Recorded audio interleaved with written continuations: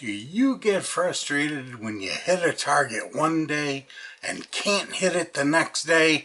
I know I do.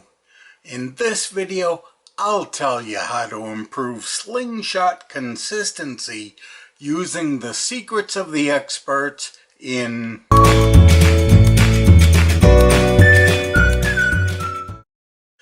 Thanks for stopping by. I'm surviving this cruel world, and I hope you are too. My biggest problem has always been consistency.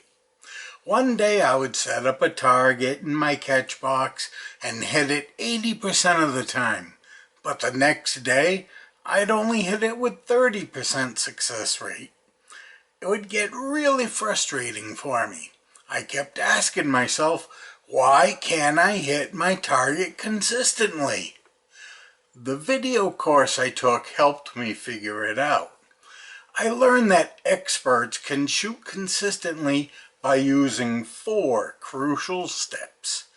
The instructor stated the first step to consistency was all about the equipment. Here's what he said. You can't shoot consistently if you're not consistently using the same slingshot. For example, slingshots have different fork widths. This can affect where you set your anchor point.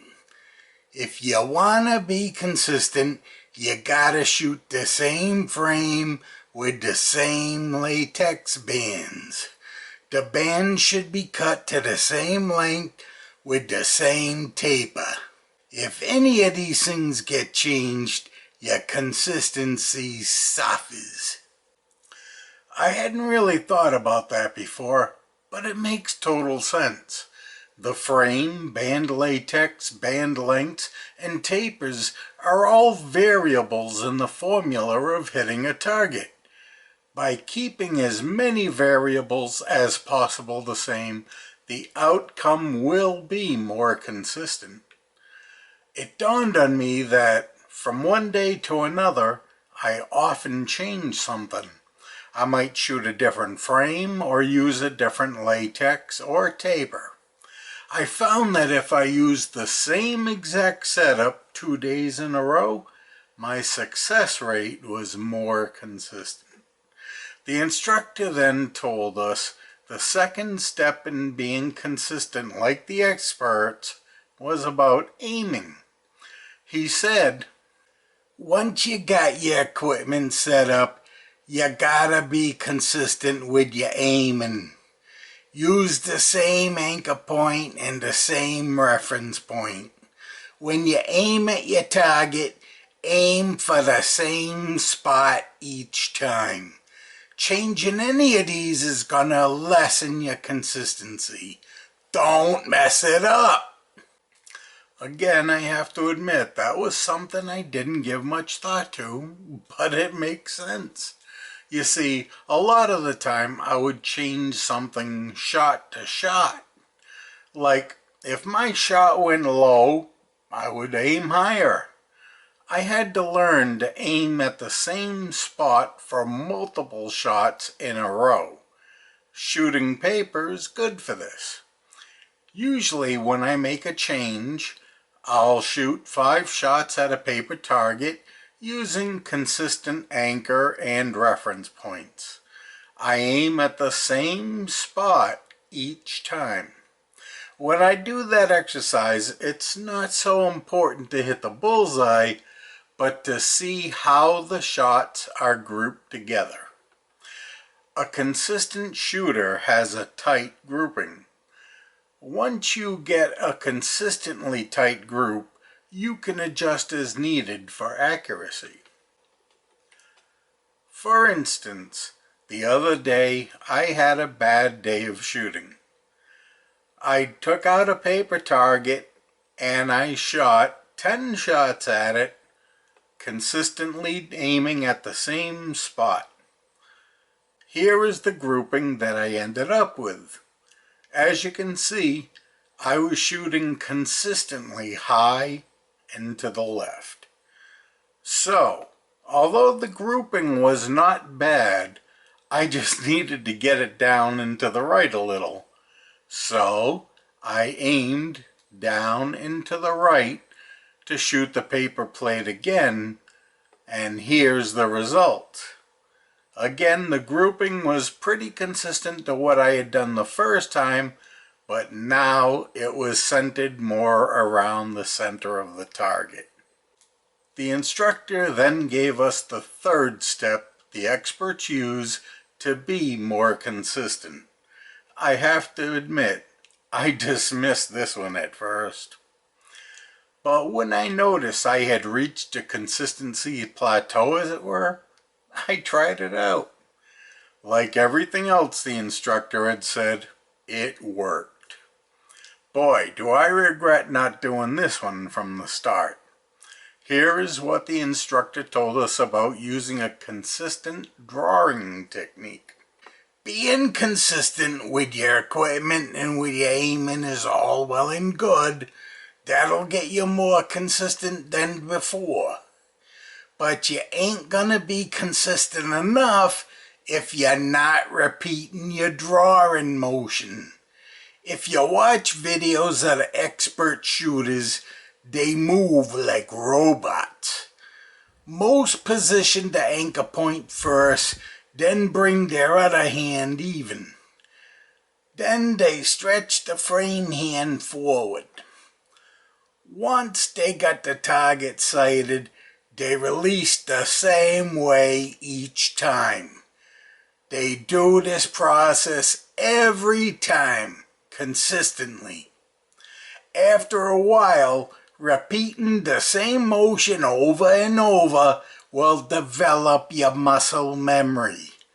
Then it becomes automatic. Now, I have only recently started using this technique myself. I have to admit, it felt a bit unnatural at first. I had to concentrate on each movement, but the more I do it, the less thought I have to give it. And that brings us to the fourth step the experts use. Practice. That's right, even the experts keep practicing. As the instructor said, did you ever read the directions on a bottle of shampoo? Lather, rinse, repeat. It's the same with shooting a slingshot. Aim, release, repeat. The simple fact of the matter is this: you gotta keep doing it to get good at it. And once you're good, you keep practicing to stay good. If you don't practice, you won't develop your muscle memory. Without muscle memory, you ain't ever gonna be able to shoot like an expert consistently. You don't gotta be perfect, just consistent. Ah yes, practice. Sometimes it's fun, sometimes it's like a chore.